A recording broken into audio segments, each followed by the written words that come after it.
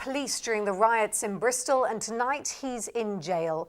Patrick Besiris was at university at the west of England when he became involved in disturbances in Stokes Croft after Easter last year. He's the last of dozens of offenders caught for their part in the riots. Here's Chris James.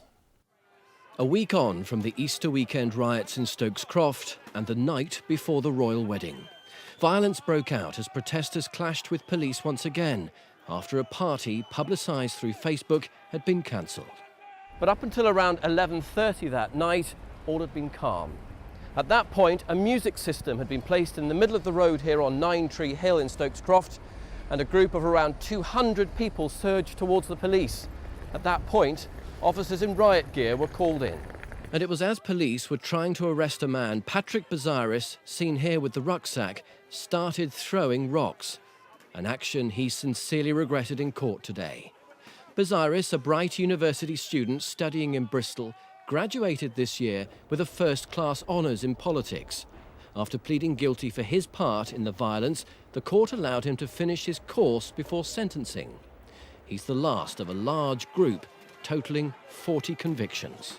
The images that we put out in the papers and through the TV and our website, so the public called up, they supported us, they identified those people for us, and it's a result of their actions that we could then bring them to justice. The court heard Besiris suffered from attention deficit disorder. He was bipolar and had experienced a troubled childhood, but had turned his fortunes around, succeeding at A-level and university.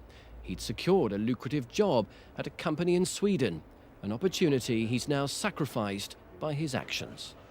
Judge Michael Roach told Patrick Besiris that your behaviour on the night in question was disgraceful, and the CCTV clearly shows you throwing missiles at police.